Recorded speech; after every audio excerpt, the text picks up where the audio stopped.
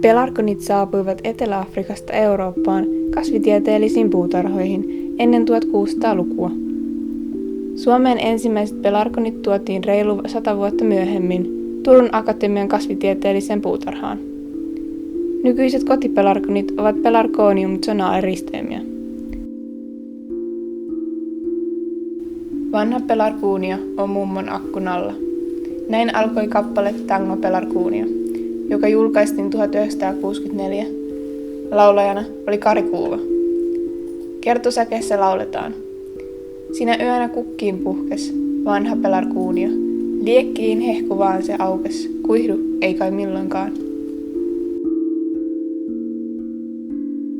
Vastoin mummon oppea, talvella pelakuut ovat huoneen lämmössä kasvivalojen alla, eikä viileässä, kuivassa ja luonnonvaloa kajastavassa huoneessa.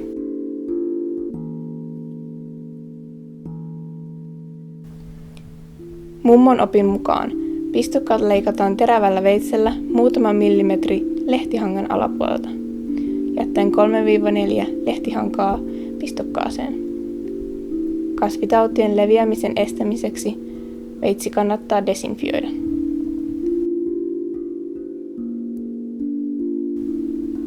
Alimmat lehdet ja lehtikorvakkeet poistetaan.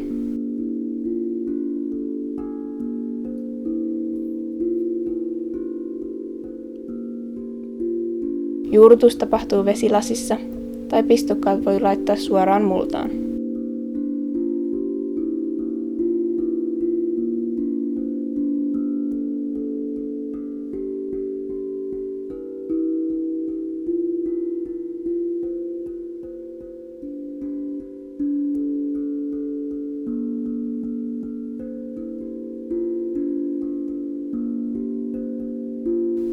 Mikrolisäys eli solukkolisäys tarkoittaa kasvien lisäämistä steriileissä olosuhteissa, jolloin kasvit jäävät pienikokoisiksi mikrotaimiksi.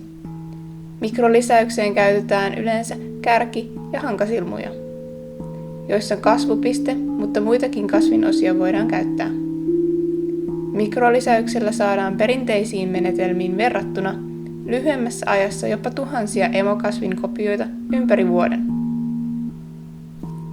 Mikrolisäykseen kuuluvat seuraavat vaiheet: pintasterilointi, koeputkikasvatus, monistaminen ja juurruttaminen. Lyhyesti pintasterilointi menee näin. Otetaan muutaman sentin kokoiset varrenpalat, joissa on kasvupiste. Ensin varsi pestään hammasharjalla, sen jälkeen varsi laitetaan Sepamed-liuokseen ja sekoitetaan magneettisekoitteella. Varren huuhtelun jälkeen loput vaiheet tapahtuvat laminaarivirtauskaapissa. Varsi sekoitetaan natriumhypokloriitin ja tveen 20 liuoksessa. Nopean huuhtelun jälkeen varsi dipataan pinseteillä 92% etanoliin. Steriloiduista varsista poistetaan valkoinen osa. Varsi siirretään koeputkeen, jossa on MS eli Murasikeus kasvualusta. Kasvualustaan on myös lisätty sokeria ja pappia, eli 6-bentsyyliaminopuriinia, joka on synteettinen sytokiini. Se on kasvihormoni, joka säätelee kasvien kasvua ja alkuvaiheessa se edistää varsinkin silmujen puhkeamista. Kasvualustan kiinteyttämiseen käytetään levästä saatavaa aakaria. Koeputkikasvatetut mikropelargonit siirretään lasisiin monistuspurkkeihin, joissa ne saa haaroittua ja kasvaa. Pelargonien monistus tehdään laminaarivirtauskaapissa. Ensin puhdistetaan kädet, pinnat ja purkit 70% etanolilla.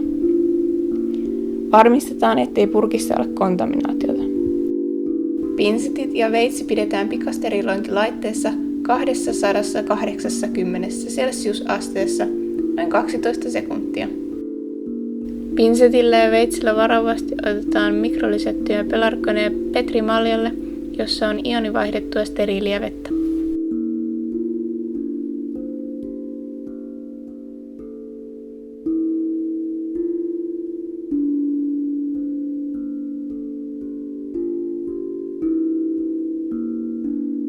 Varotaan, ettei lehdet tai varret osu purkin ulkopintaan tai pöydälle.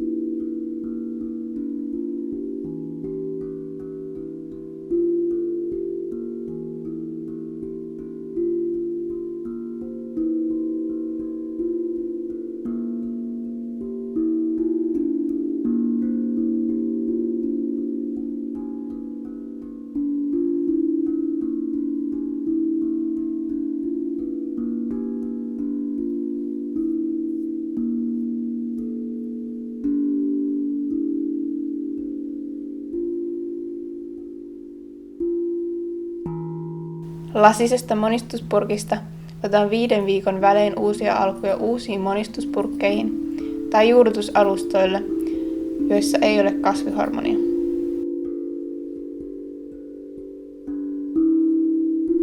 Jo 2 viikon kuluttua alkaa näkyä juuria juurrutusalustalla, mutta aikaisintaan 3 viikon päästä pistokkaat voidaan siirtää turpeeseen tai multaan.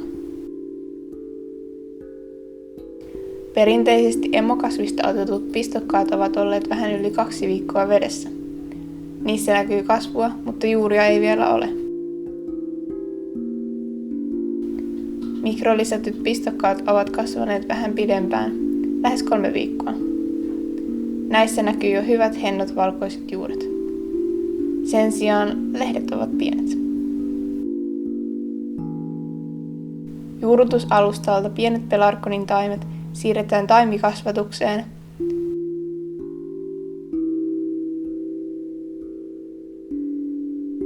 Mikrolisättyjen pistokkaiden juurista huuhdellaan pois kasvualusta.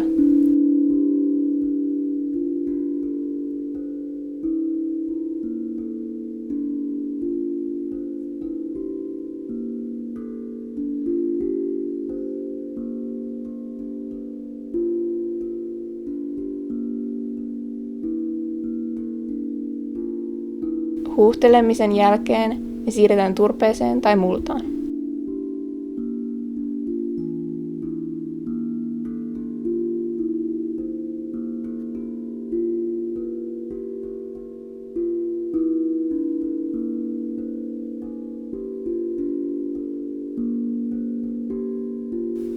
Kauppapuutarha Verso kasvattaa taimiemon mikrolisäämiä taimia turvehiekkaseoksessa.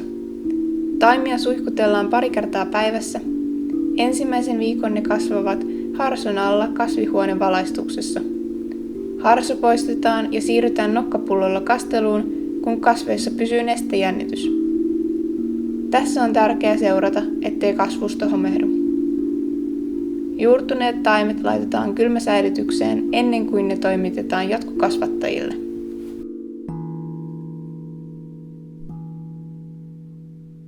Taimiemo aloitti pelarkonien mikrolisäyksen vuonna 2023. Vuosi 2026 on ensimmäisen kaupallisen mittakaavan vuosi.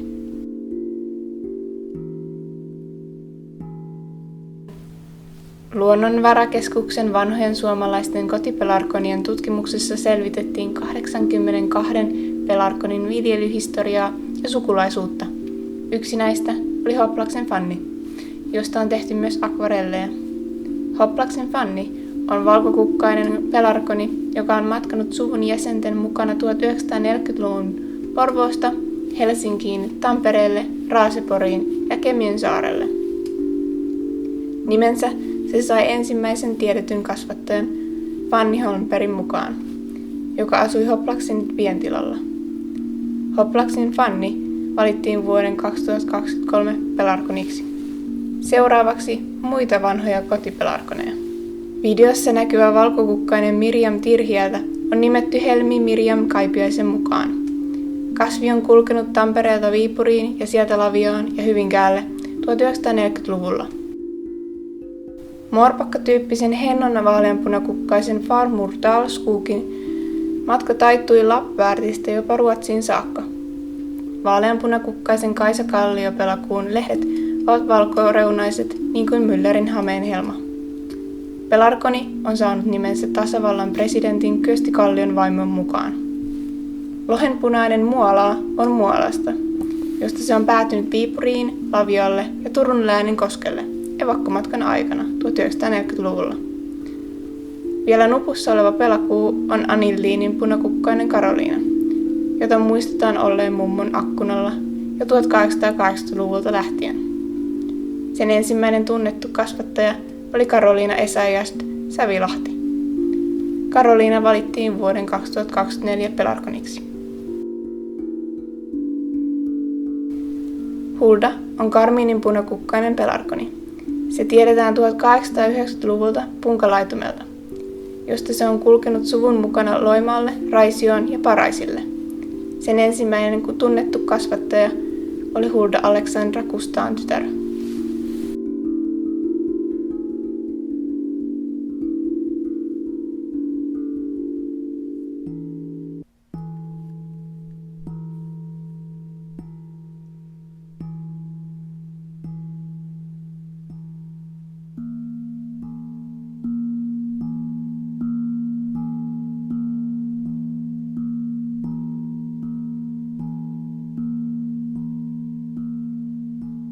Ensimmäinen mikrolisäys ei mennyt kuin Strömsössä.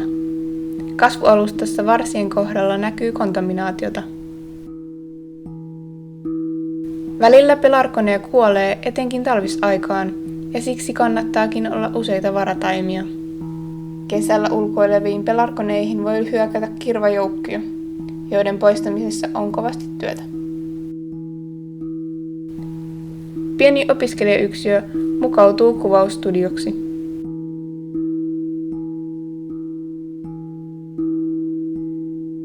Leikkaa liimaa, nopeuta ja näin video kootaan pienistä palasista.